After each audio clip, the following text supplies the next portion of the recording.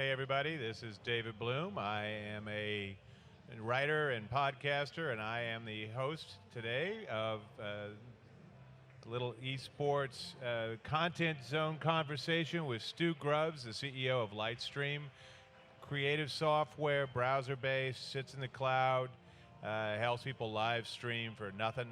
We're going to see a little video right now showing about a little bit more about what Lightstream's all about, and then we'll talk with Stu about what we're getting into here.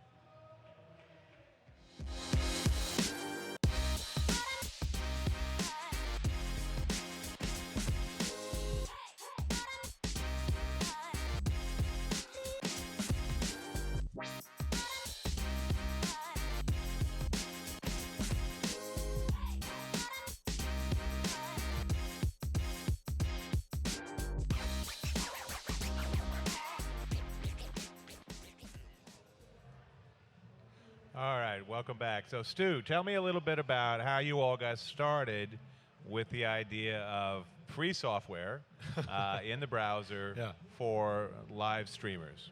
Yeah, so I mean the year was 2014. Twitch. Way back. Yeah, way back. You're like OG here.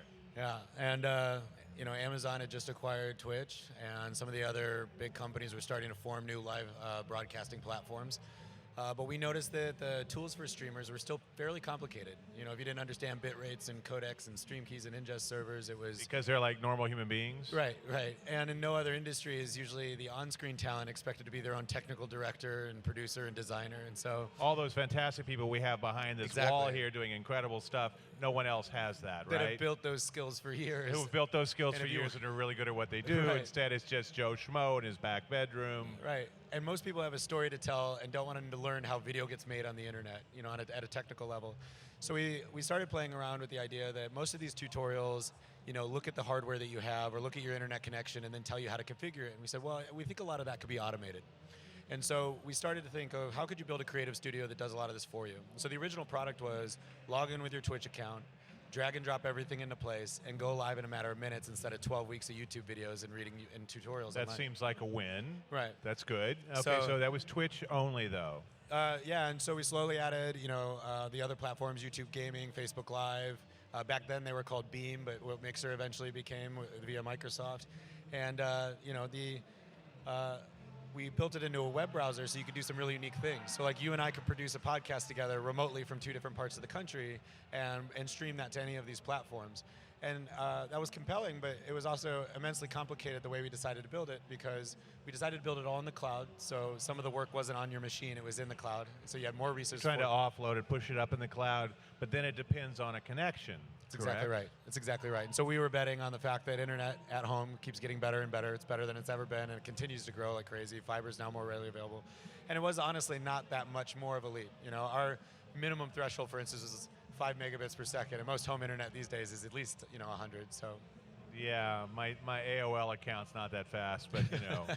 You still hear the noises when you log in? Yeah, it's great. It's actually, I heard that somewhere not that long ago, and I have this weird rush of nostalgia. It wasn't that sweet a nostalgia because there was a lot of hair pulling back then. Yeah. But so you're right. So 5 megabits still your floor for use? Yeah. So the reality is that it took a significant period of time to get that kind of orchestra of technologies to work right. You had the browser-based interface that had to feel like a desktop application. You had a client that we installed on your Windows machine, so we could get the video efficiently off your computer and up into the cloud. And then we also have the cloud technology, which layers all the video together and then sends it to one or multiple platforms at the same time.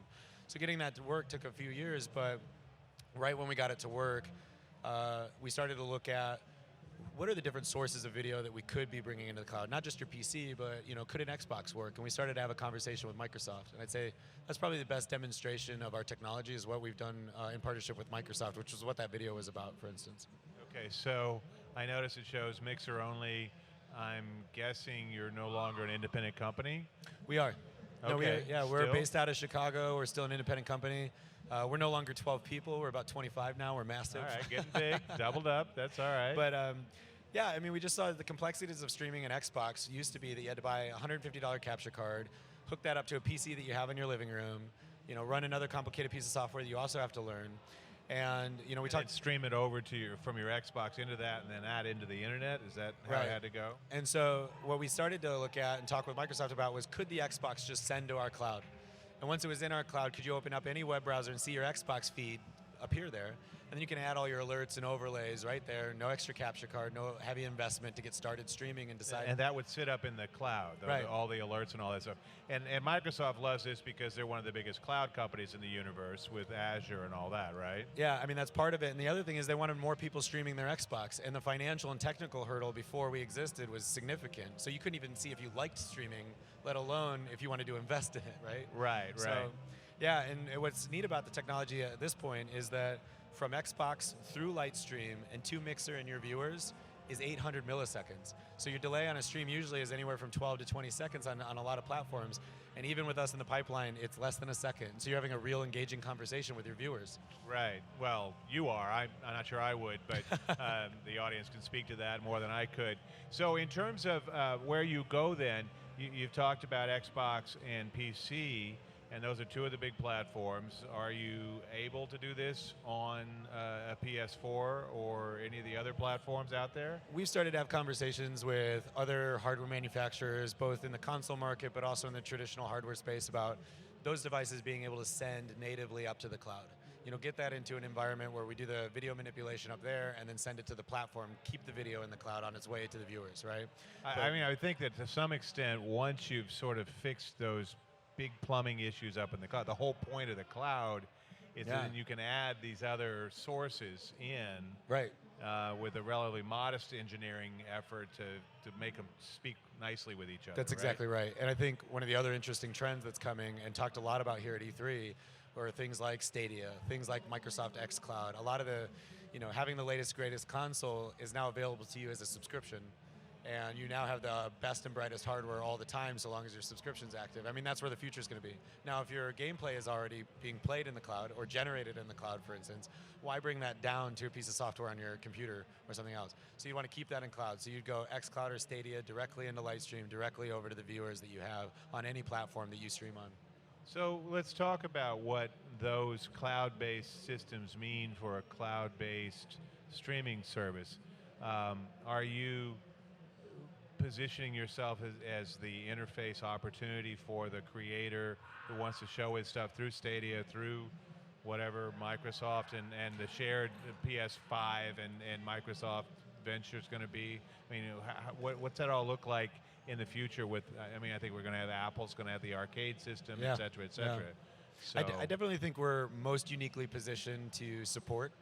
As of right now, we're extremely unique in the market. But anytime that video comes down from the internet and has to go back up, it has to be re-encoded. And so you get what's called a generational loss in quality. But that also adds latency. They said that about me too. I was sort of a generational loss in quality. Yeah. And thankfully my children, it went the other direction. Right, but, right. So you lose something. So using with a JPEG, for instance, you lose something when you do.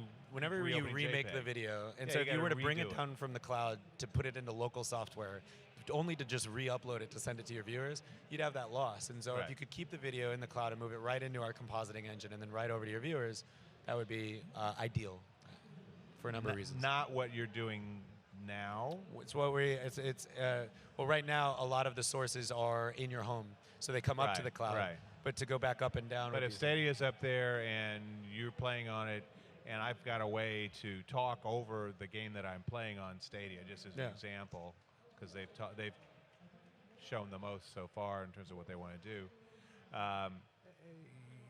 You could layer on the local stuff on top of it. You're not pulling it down from here to do that. It's going across, and then I'm coming with my commentary of my gameplay as well. Everything should be pushed one direction, and that's towards the viewers. Right. So if you have a no detours, cloud-based game, images on your computer that you now push up to the cloud, and that all gets layered together, and then on its way over to the platform and the viewers is the ideal way to do it. But we also have a lot that we plan to offer streamers as they continue to evolve and grow their community. How many folks are using your stuff now? Well, we try not to talk too much about our numbers, but you could try now. just try. A little bit. What I can say is that, well, because to talk about our numbers would be to talk about Microsoft's numbers or Twitch's numbers in some ways, but I can say that centuries of live video were produced last year through Lightstream. Centuries of live video. Hundreds of years. Can you talk about the life of the sort of average streamer using your system in terms of how much they're streaming? Yeah, so I can say that we have at least a couple thousand streamers that sign up every week for Lightstream, and then most of them, even 12 weeks out from the sign-up date, are still using the product on a weekly basis, minimum. And they, some of them on a daily basis. haven't collapsed from the process of streaming Yeah. 10 hours a day or whatever. What we find is that I think the old idea was that everybody wants to be famous, everyone wants to be the next ninja, is kind of what people used to think about individual creators. What we find is that a lot more people now are looking to share their experience with a quality of audience versus a quantity of audience. So live streaming to 15 or 30 people who love your content, love the way you produce it, love the way you talk about Each games. pay you $15,000 a week is fantastic. Right, and so now That's how it works for me. Right, so. yeah. It's like, but it's only 15 your podcast people. is doing really well. Oh, it's doing great, man. I'm up to 60. So it's less about chasing the big number. I You're think seeing so. for a lot of folks, or at least they keep doing it to a modest audience, and that seems to be enough. Well, and you know, there's more and more conversations happening around that the smaller audiences are more engaging. They talk to each other a lot. This is the whole conversation about nano influencers and influencer marketing. That's exactly right. It's like they're much more targeted. They're highly, highly, highly connected to that audience, as opposed to the Kim Kardashians of the world, who are like NBC. You know, they're just broadcasting to millions of people, but they couldn't pick them out of a lineup. Exactly. I mean, we fundamentally believe that everyone has a story to tell, and sometimes that story is to a giant audience of really enthusiastic fans. Sometimes that story is to 20 or 50 people that really enjoy your style of gameplay, your story that you're telling, and all of those matter. And so we build tools that support everyone from your smallest streamer, your growing streamer, and then to your famous streamer. And then we do that with not just creative software. You know, we've got a couple other things that we offer as well. So of the stuff that you guys have, of the streamers you have, can you tell me any big fancy stars that use your stuff? Can you disclose this without some inappropriate problem about talking about them? Who are your big stars that you can talk about? Well, preferably we like to talk about.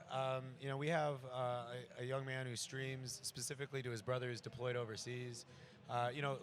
I think that's a small audience. We hope that's it's a very small like audience, but it's their something. virtual couch of being able to hang out together, even though they're miles apart. So he streams to Twitch, but we also have a lot of growing mid-tier streamers. I would say, as of right now on Mixer, it's something like 7 to 10% of all partnered streamers are using Lightstream on Mixer. Because of the ease of your Xbox just being able, no big setup in your living room trying to stream this thing. So, but yeah, the biggest thing that we released recently or announced is that we bought an analytics company because we thought the first phase of our journey was to make this easy. Then can we put advanced production tools in the hands of a beginner by putting all the technical aspects in the background, so being able to produce a remote show. One of the things we can do that a lot of software can't right now is that, let's say you and I were playing a game together and we're playing duos on the same team. We could put our gameplay side by side even if you're in California and I'm in Chicago. That's something no other software can do. So you give your audience a split screen viewing experience even though you're in two different parts of the world. So unique creative opportunities with a software like ours. But then the next step was... Some of that, I just want to apologize for interrupting, but some of that's possible by being in the cloud, right? Because you That's exactly why it's possible. The latency issues that otherwise would exist, correct? Right, because in another setup, we'd have to do some weird setup where you stream to me and then I capture that. Instead, we both just stream to the Lightstream cloud and then we combine it for you and send it off to your channel and your viewers. The next phase of the story was, if we were going to get all these people that are new to streaming up and running by making it easy, to leave them hanging with no tools on how to identify and grow their audience would be not very nice of us. And so we looked at how do we give streamers the data they need to understand what content's working, what days of the week, time of day, what games typically are engaging their audience. So we have an analytics platform now that's free to streamers, and it allows you to log in and see all this data about how your content's performing and help you build a content strategy.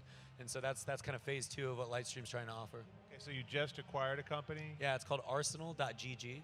Arsenal.gg. Mm-hmm. Well, I'm all for that because I'm a fan of the Arsenal soccer team in England. We're going to see how long we keep them in. They're Gooners, no doubt.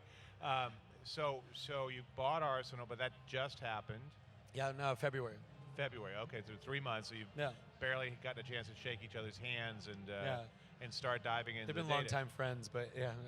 All right, maybe you shook their hands more than once. Yeah. But what kind of data are you able to provide now, and do you think you need to do more even than Arsenal's been doing to give them more? What's really useful to a home streamer? Well, right now what we really do well is showcase your past. So we show all the streams that you've ever done, and when you pull up one of those streams, you can see in 10-minute chunks how many viewers you had at different time stamps in the stream. So you can see, while I was playing this game, my viewership was going up. As soon as I switched to this game, they all left. And then when I switched back, they all came back. So you can start to see what content's really working. Then you can also see when I stream on Wednesdays, nobody shows up, but Thursdays, Fridays, and Saturdays are my day, especially if I stream, in the mid-afternoon. So you get this data of like, how are your past streams? The day part stuff, I would think it'd be hugely useful. But I mean, you're able to actually link it to, I was streaming around this game, right? Specifically, and it knows that automatically. It knows that because you typically, when you're streaming, you not only title your stream, but you also say what game you're playing. And so we're able to actually correlate your viewership with the games that you've chosen. And so maybe your community doesn't like first-person shooters. Maybe they really love when you sit down and play, a farming game like Stardew Valley or something like that. But I think when you asked the other question was, what could we do more? I think what you'll see us evolve Arsenal into is like predictive analytics. If you were to do X more often, you would achieve, Y growth. And that's a very complicated problem. It's more AI, I would think, in some ways. A predictive analytics. That's one way to approach it for sure. There's also just traditional statistical analysis, statistical algorithms that you can do to if you can say those two words together without hurting yourself. Without stumbling. You can figure it out, right? Well, luckily there's a lot of people smarter than me that are working on this. Yeah, you know who to hire. That's really important, I always say. It's my entire job, really. So the predictive algorithms, the predictive statistical analysis, trying to figure out. So how far off would that be from wide use? I think from it being great, I think we'd be ready for it next E3. I think over the next 6 months we could get some initial versions of that out. You can do a lot with the data that we already have and just seeing patterns and then surfacing those patterns to the streamer.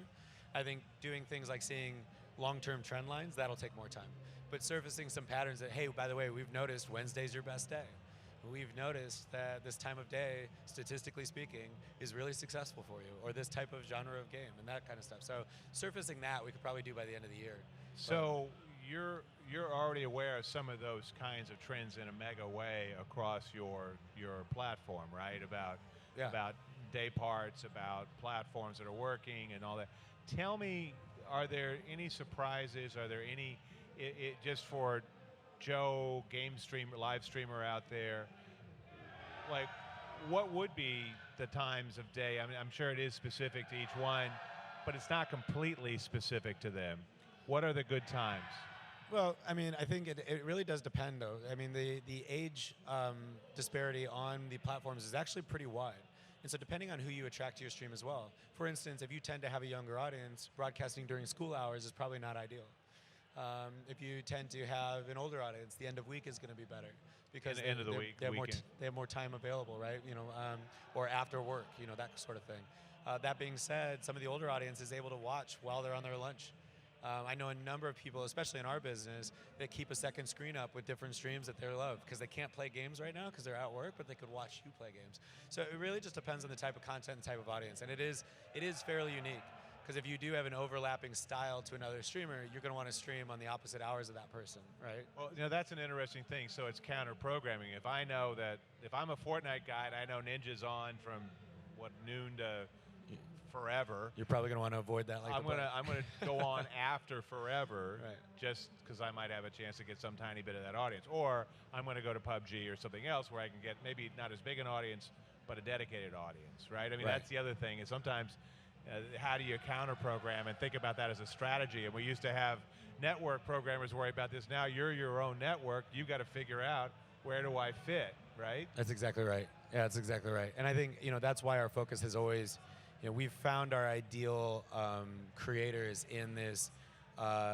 in everyone that isn't famous, in the sense that we give these tools that make it easier. You have a full-time job and you want to share your content. It's not a full-time job for you yet, and maybe it never will be. It's similar to people who drive Uber or Lyft. Some people only do it on the weekends for a little extra spending money, for a little extra money to, do the next family vacation, that sort of thing. And then there are people that make it their full-time job.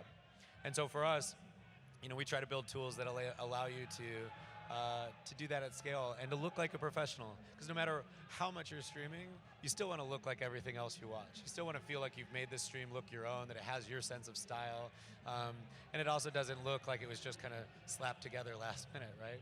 So that's been our focus. And I think the next thing after that is, can we use the data that comes from the Arsenal platform to create economic opportunity for a much larger group of streamers? Right now, a lot of the economic opportunity is only available to the top 1% of streamers. But if you have trustworthy data that you can provide to brands or other supporters of the community, even your own audience, then it's easy for them to invest in smaller and smaller creators. Yeah, this is a really interesting point, because I think that I write a lot about the influencer marketing space, and one of the huge issues we just saw, for instance, this week, a group led by Unilever, the big consumer packaged good, just bought into a company called Creator IQ, which does really good data on influencers and influencer campaigns around the world, but they also do a lot to track the follower fraud and the deduplicating of stuff. So that the numbers are better, right? Right. But that's so important, and you've got to be able to figure out ways to deliver clean data. Right, and because a few bad actors can ruin it for everyone. If they're trying. They're really trying. If you've got a streamer who's been faking the number of viewers they have, it makes it very hard for a brand to trust that investing in the middle group of streamers is worthwhile, because are our dollars really going to work? Because the big streamers most big streamers are not going to cheat. They already have a natural, they've already built their audience. Why risk that, right? Right. You've got a trust issue that you don't want to blow at that point. But if you're coming up, you're maybe desperate and you might do something dumb. Right. Right. And so if you have a data platform like Arsenal that can also track how many viewers you have, but also how many people are in chat, and if there's too wide of a disparity there might be an indicator there and so suddenly you can make it trustworthy for the brands to say, okay, I can now deploy a decent amount of our marketing capital across all these creators. These creators now get an opportunity to make at least a little bit of money to upgrade their camera, upgrade it to the next microphone, set up the stream a little bit better, maybe stream a few more days a week, do less hours at the store, or whatever it might be that is their day job. But it really opens up the opportunity levels. And again, it's not a surprise that viewers are really enjoying content on smaller and smaller streams. Oh, absolutely, that's the case. It's so engaging. You get to hang out with people. Right, and right. I'm sure you've seen these really popular streamers. The chat flies by. You really can't have a conversation. You can't share this with your friends. And so, if we can create economic opportunity at a scale that allows more and more people to participate, I think it's just great overall for everyone, because there's some really fantastic streamers that only have 20 viewers and a lot of fun to watch. I know we watch a lot of them at work because we're a little biased because there are creators using our stuff, but we're excited to support them. And so I think that's phase 3 of our journey is how do we create more opportunity for a larger group of the streamers than just that upper echelon. So you've got you're starting to collect the good data with the analytics company. That's useful for the streamers themselves. Do you think that, as in TV with Nielsen, though, you're going to need to also, or the streaming business as a whole is going to need to have a company that functions like Nielsen to help be that third-party verifier of the quality of the data? Because however clean you try to make it, there's still going to be there could be reasons to doubt if you're a brand. That's 100% right. And most analytics platforms in the streaming space today get their data from the platform. So we're only as good as the platform's data in most cases. So the tooling that we're building will also help us gather data from alternate sources that'll help validate that. You're exactly right. So building the Nielsen of this sort of genre, even working with Nielsen themselves, we've had good conversations with members of the Nielsen team and looking on how they can extend, granted their empire into further and further into smaller streamers, but it's a necessary relationship to have that third-party validation that says, no, this creator with 20 to 50 viewers is worth it, and that data is proven based on the interactions they get on in these other areas, all that kind of stuff. So, but you're absolutely right. I think that's where the industry needs to go in some ways. So when we think about traditional TV, we think about advertisers always think about things like reach. You see X numbers of eyeballs. As you mentioned, though, there's more and more understanding that sometimes that more intense level of engagement that's possible with a smaller streamer has real value, Yeah. and could have real value if they can particularly get data they trust, to say, okay, I'm a consumer packaged goods company, but I know these guys really speak to their particular audience, and I'll hire 100 of those guys, but I know they're really good. Um, are there analytics that you're looking at that you're going to want to provide your guys to help them make that case as they do deals? Yeah, absolutely. So as of right now, you can log in and see all your stats as they are. We're looking at ways to be able to bring that out in a presentable format, so you have like a package you can deliver as a creator. It says, this is my audience, this is my story, this is who I typically So try it to. generates report. You Yeah. want it to generate reports that look good. That yeah. I mean, we don't need another PowerPoint presentations. I'm sure No. Microsoft would love it. It'd be all over it. Another division, but it's one big happy family under Nadella over there, Satya. So you can output that into something that's a more presentable thing for them. Again, trying to simplify their lives and look like grown-ups. Yeah, and hopefully something more dynamic too. So it's not a PowerPoint that goes stale at some point. It's more about giving the brands the ability to log in and see it live as it updates, see your growth as it's happening, and see where your message fits with their message, and it's better for everyone. I mean, a brand that understands the audience that they're talking to, as in your audience as the creator, right? The audience is more welcome to receiving that message. This is something I'm actually interested in. This does line up with the things I care about. Advertising only sucks when it's bombarding you with stuff you don't care about. Yes, to some extent, I will agree with you. There's still some diminishing returns unless they do it really, really well. So it's like, yes, if it's relevant, yes, if it's well done. So, and yes, if I know that the dollars being spent are going to something I care about. Right. And so if I really care about this streamer and I see that something I'm interested in is being advertised to me, I do care. I'm gonna check that out. And I'm also really glad that this person that I watch every week is getting a significant portion of that. And I do mean significant, because one of the other problems with advertising in the live streaming space right now is that most isn't getting shared with the streamer, who's doing the majority of the work. And so that's where we're also focused, is how can we give the majority of the dollars that are coming in to the individual creators, so that it actually goes to the thing that you're being bombarded with, is actually supporting the thing that you love. I think that's a really crucial issue. These are folks working crazy hours, really trying to be as good as they can be, and you want to make sure that they can maximize the revenue to keep creating and sustaining. How do you guys make money? Up until this day, we've been lucky enough that we have very valuable technology that we license to a number of companies. So a portion of our technology has been implemented by game publishers and game studios, so that live streaming and highlight clipping is a native function of the game. It's an SDK that we license. In the relationship with Microsoft Microsoft provides it for free to the community and works with us to license that and provide free tools for creators to help grow the Mixer platform and to help individual creators get more of an audience by having a more well-produced stream. In the case with Arsenal, we work with, like I said, I mentioned a few of the customers earlier, but these brands use that data to run their influencer programs so that they can not have an army of interns manually collecting all this data. What will interns do? I know. College programs around the world are trying to figure out what's next for these interns. It's like, okay, now they can go drive Uber and Lyft for all the game companies. First, the copy machines disappear, and now manual analytics tracking is going away. They could do customer support, I guess.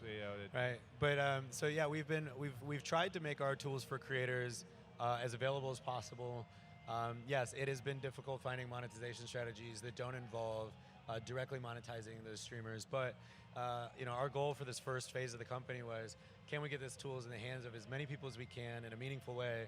And again, everything we do has a cost associated with it. So we started to look at alternate methods of how do we get brands to pay for this? How do we get platforms to, how do we align our goals with the platform's goals so that they feel it's valuable enough to pay for, so that the creators, again, still have that free tool. So up until now, but I think there are things worth paying for, and I think you will see us offer things directly to the creators that they will pay for directly. But as of to this date, we've largely been lucky enough to license a lot of our valuable technology to the right people. I think Fortnite's got some lessons for you there in selling skins and stuff for alternate.